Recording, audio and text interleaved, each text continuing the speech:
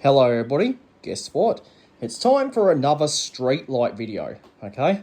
But this time we're going to take a look at all of the category P, or minor road street lights, since 1960, sorry.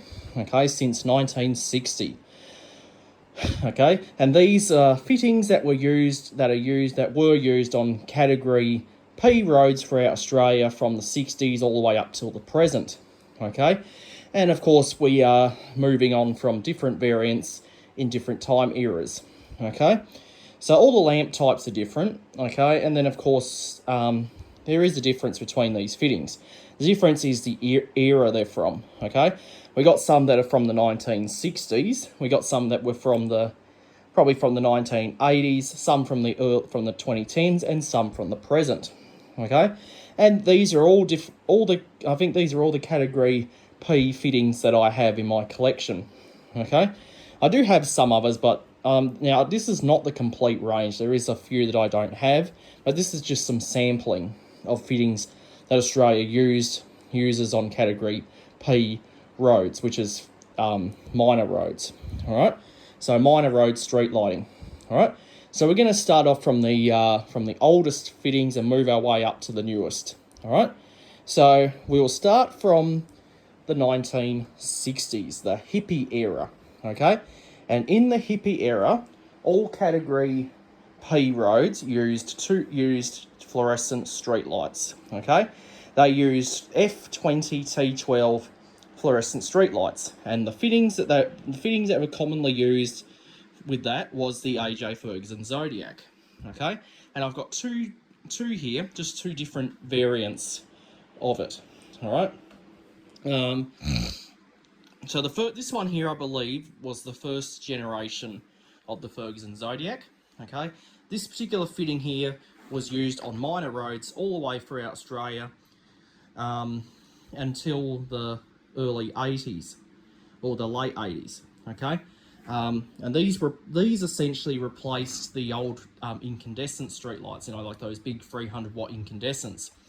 And of course, all of the street lights back in the incandescent era were top mounting. Okay, just like the decorative fittings of today. Okay, and that's where this fitting is. So this is an AJ Ferguson Zodiac top mount batten. Okay, it's the characteristic of fitting is the rounded edges, as you can see there, and of course where you attach it from the top.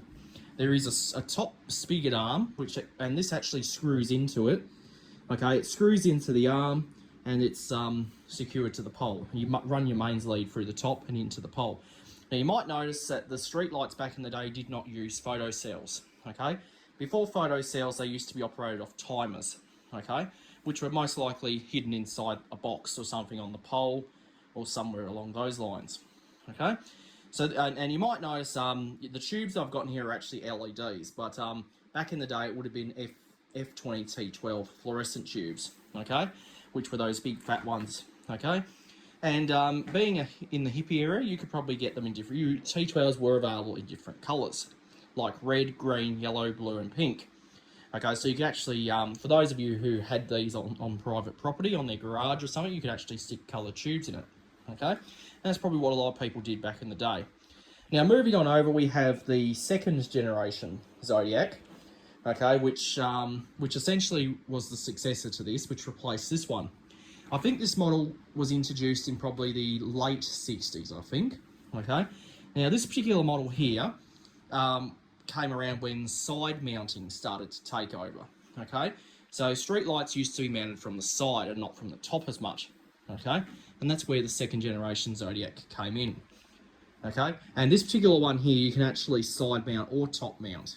Okay, so for top mounting, you got this little cover here up the top. Okay, so what you do is you just take that off, and then you can thread your top mounting arm into the chassis of the fitting, and you can top mount it just like this one. Okay, so if you had an arm that had one of these on it and you were replacing one of these with this, you can actually do that. And this particular fitting here, you could actually use a photoelectric cell on it. Okay, the photoelectric cell technology I think came around in the early 80s, I believe. You started seeing photoelectric cells replacing the old timer switches. Okay, and once again, these would have been F20 T12 fluorescent as well. And and they would have been the successor to this thing here. Okay, and the characteristic of this particular batten is that you could side mount it. You could run a sidearm into it. Unlike this one, this is top mounting only. This one here is side mounting or top mounting.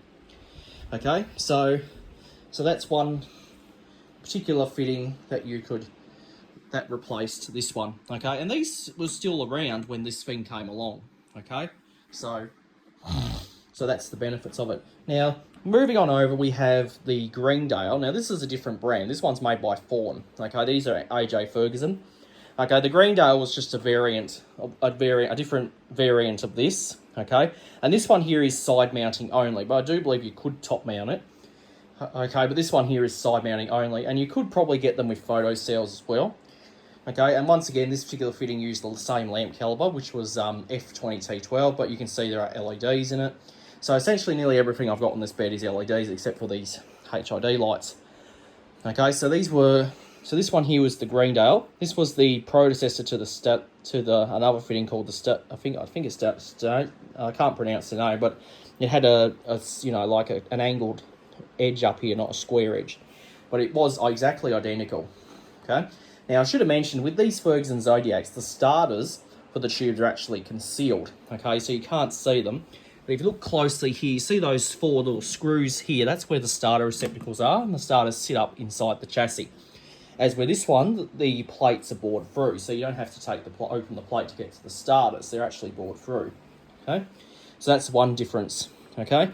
And these were commonly used around Australia as well back in the 70s, I believe.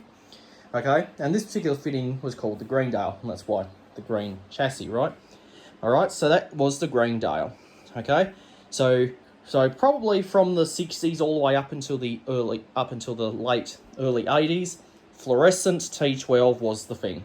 Now T8 fluorescents came out pretty early on, but I do believe they were putting them in these when these were still being used.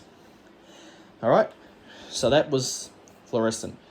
Now the next step was high intensity discharge, okay, which of course was different. Okay, high intensity discharge lamps consist of high pressure sodium, mercury vapor, metal halide, and low pressure sodium. Okay, and they are high intensity discharge lamps. Essentially, these were the replacing fluorescent tubes. Okay, so technically all of Australia wanted to go to HID streetlights. Okay, and believe it or not, during the 60s, or during when these were around, there were HIDs around, okay, and it was low pressure sodium, okay, well, there wasn't many of them, but they were out there, okay, there was low pressure sodium lights available, okay, and then, of course, low pressure sodium essentially was the first type of high intensity discharge street light Australia used. Now, I don't have any low pressure sodium lights. I do have high pressure sodium, but not low pressure sodium, okay, so when these were being replaced with them, the fitting, well, I don't have one of them either, probably would have been a Sylvania B Quad 2. Okay, now I don't have a B Quad 2, and I don't really intend to own one of those. Okay, but if I had one, it would be out here. Okay, now the B Quad 2 kind of looks very similar to the Urban there. It used the same diffuser. Okay, the difference is just the body. Okay, there was 2 variants of it. One had a long neck, and the other one had a short neck. And also the globe could be mounted 2 ways. You can mount it horizontally or vertically. Okay, so that was the B Quad 2. Okay, which I do believe replaced these. Now I don't know if there was a B222-1. If any of you streetlight enthusiasts out there know, just let me know. Okay, now the B Quad 2, the successor to that was the Sylvania B222-3. So this replaced the B Quad 2 with a completely different design. Okay, it used a round head, and it had a bowl-like diffuser, okay, and this replaced the B Quad 2, okay, and that's what the characteristics, the difference between it. Now, this did have different variants, okay. I do believe the very first ones of these had a grey back. It was a bare die-cast body. It wasn't painted like this, and also they had stainless steel clips that hold the diffuser on, very similar to these here. Okay, now I don't have one of them, but this one here is essentially identical. The difference is just that this one here, the diffuser is held on with a little screw here, and also it's got a black body. That's essentially the difference. Okay, and of course these had photo cells which were integrated into the fitting, which is this right here. So instead of timers, which would control, them, we had photocells. So when the sun went down, the fitting would switch on automatically, and when it came up, they'd switch off automatically, okay, by the sun. So that's the benefits of it. Okay, and this one here I have here is an 80 watt mercury vapor, but there is 50 watt mercury vapor versions of it as well. Okay, so that's the B223, and I do believe you get this in high pressure sodium and metal halide lamp calibers. Okay, so moving on over, we have the B224, which was the successor to the B223. Okay, it used the same diffuser, the difference is just the body. Okay, they made the body bigger, okay, and instead of, and this part here, all of it's metal. This diffuser on the cover on top of this one is actually plastic or acrylic, okay, but it used the same diffuser. And you've got an all die-cast chassis there. And of course, it's the photocell is actually on the front instead of it being on the side, okay? So the photocell here is on the bottom of the fitting, okay? And both of these, the globe is in a vertical burn position, okay? And once again, this is an 80 watt mercury vapor, but you could get it in high pressure sodium and metal halide calibers, okay? And I do believe you could get it in low pressure sodium, okay? But I've not really seen one. The only time I've seen him was on street light collectors where they've converted one to low pressure sodium. But I do believe you could get it, okay? But these were around with the successor to this. I think these came around in probably the late 80s. This model was introduced, okay, replacing this, okay? But that's what they look like now. There was the Sylvania Nostalgia series, which is essentially one of these, but it had a big metal ring around the head there. That's just a different variant of the B223, okay? Now, the next step is the Sylvania Urban, which is this fitting, okay? So I think in the early 2000s, Sylvania came out with the Urban, which is that one, to replace the B224. Okay, it had a complete redesign, different diffuser type. The photocell was moved to the left-hand side instead of it being on the right, okay? And of course, the globe is in a horizontal burn position compared to this one.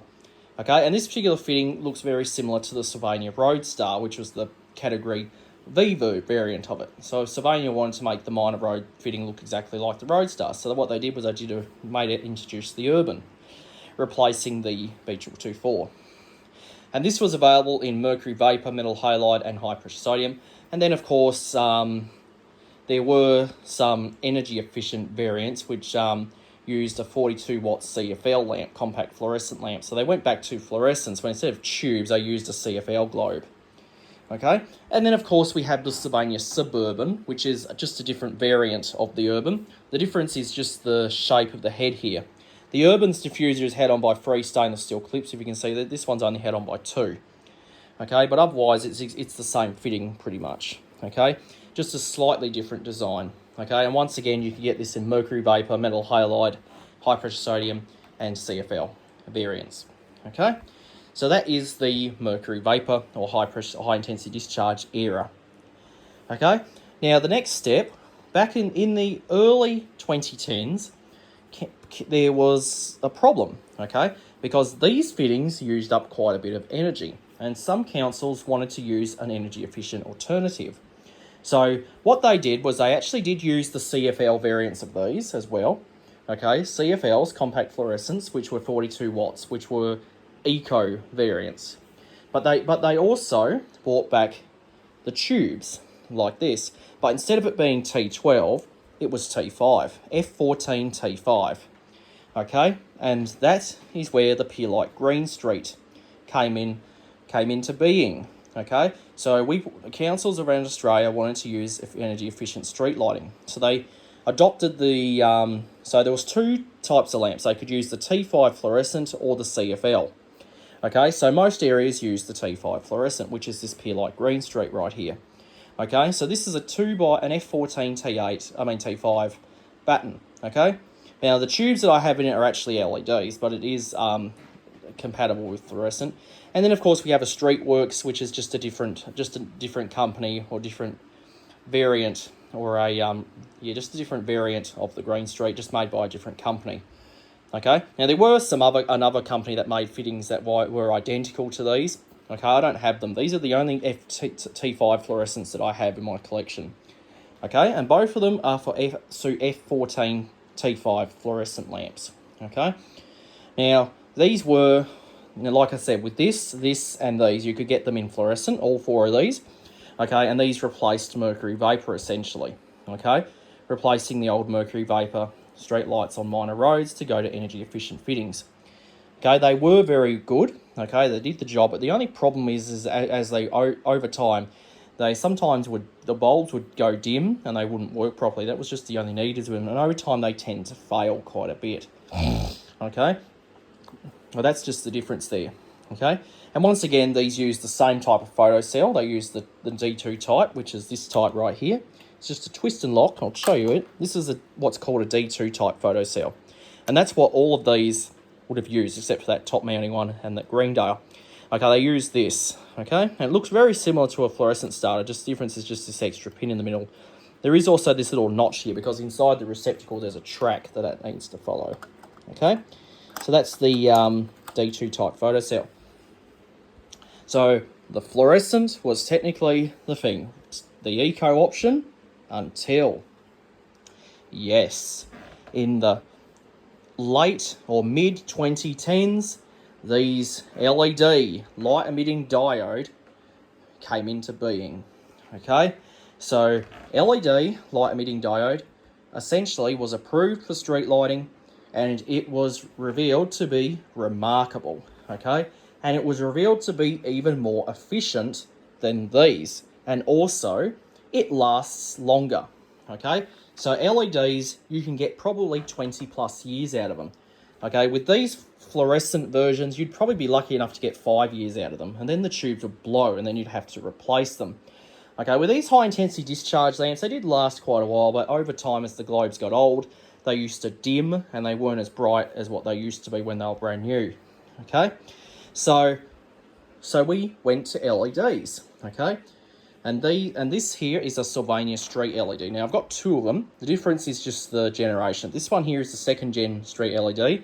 This one here is the third gen Street LED. Now, there are other companies who make fittings that are LEDs. There's the Aldridge PLED, the General Electric Evolve. Okay. Now, I don't have any of them. Okay. I would like a General Electric Evolve. Okay, if I can find one. Okay, but they're not very easy to find. Okay. Now, another thing is that there was a Street LED MK1. I don't have one of them, and I don't anticipate to own one of them, okay, because there probably were, that was the very first one, and there were problems with them.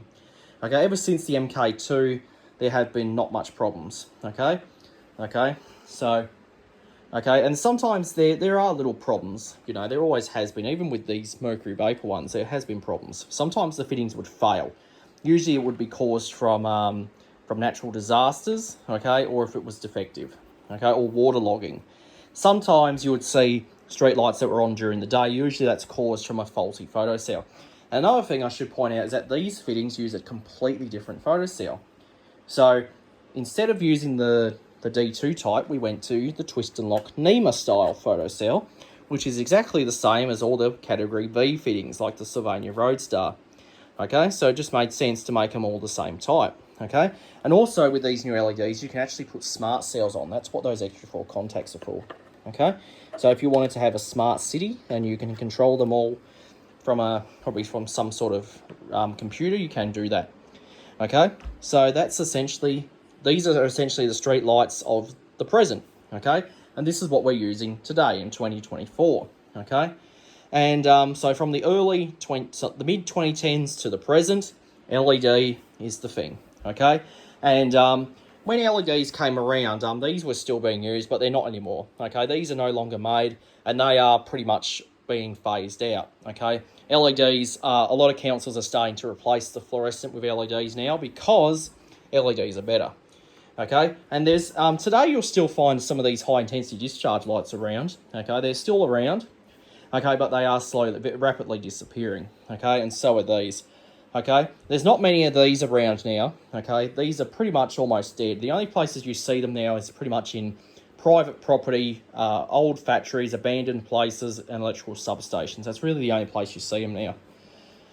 Okay, but these are obsolete now. Okay, and And these are obsolete, and these ones here are pretty much obsolete now, and these ones are discontinued. Okay, there's probably only a handful left, and once they're all gone, okay, you'll never see them again. Now, usually what happens with street lights when they're removed, usually the fittings are sent for scrap. Okay, unless the engineer wants to keep it as a memorability. Okay, but that's usually what happens to them at the end of their life. They're usually sent for scrapping. Okay, now with the LED ones, what they would do if anything's wrong with them, they'll try to repair them, because these LEDs are not cheap.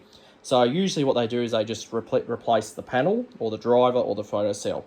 Okay, because it's cheaper to do that. Okay, with any of these that are still left, generally they just replace the whole thing. Okay, because the globes, pretty much you can't get replacement globes for them anymore. A lot of companies don't sell them anymore. The T5 fluorescent tubes are getting harder to get now. You can get LED tubes for them, okay, but which I have in them, but not many people use them now because, like I said, they're old technology. Okay, but you can put LED tubes in if you don't want to replace the whole fitting. Okay, and even with these, you can get LEDs for these as well, and that's what I have in them. So if you want to still use these, you can. Okay, just stick LED tubes in them. Okay, and then they'll probably still last for many more years to come. But that's essentially all the minor road category P lights of Australia from the 1960s up until the 2020s. Okay, so hope you enjoyed, and that'll be it.